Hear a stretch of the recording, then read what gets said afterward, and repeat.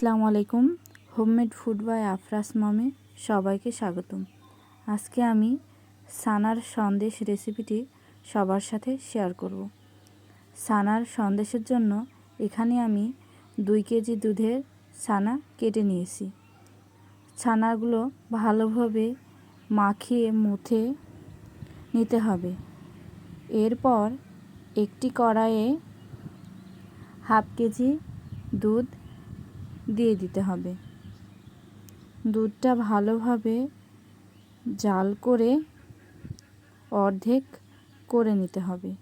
এর মধ্যে 1 কাপের 4 ভাগের 3 ভাগ দুধ দিয়ে দিচ্ছি। চিনিটা গলে গেলে 2টি এলাচ ভেজে গুঁড়ো করে দিয়ে দিচ্ছি।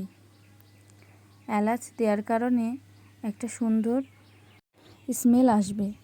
এলাচি দেওয়ার কিছুক্ষণ পর মেখে রাখা ছানাগুলো দিয়ে দিতে হবে।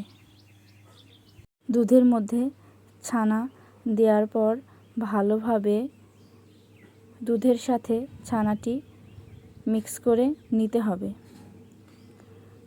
ছানা ও দুধ অনবরত নাড়তে থাকতে হবে, না হলে কড়াইয়ের নিচে লেগে যাওয়ার সম্ভাবনা থাকবে।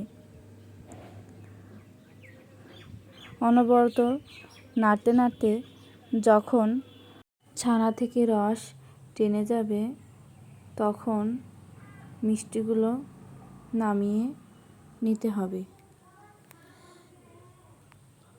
একটি বাটিতে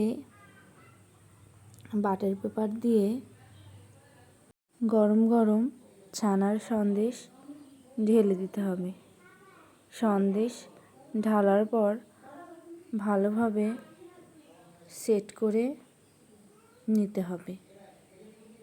ভালোভাবে সেট করা হয়ে গেলে ঠান্ডা করে নর্মাল ফ্রিজে 2 ঘন্টা রাখতে হবে। 2 ঘন্টা পর পছন্দ মতো কেটে পেস্তা বাদাম দিয়ে সাজিয়ে পরিবেশন করুন।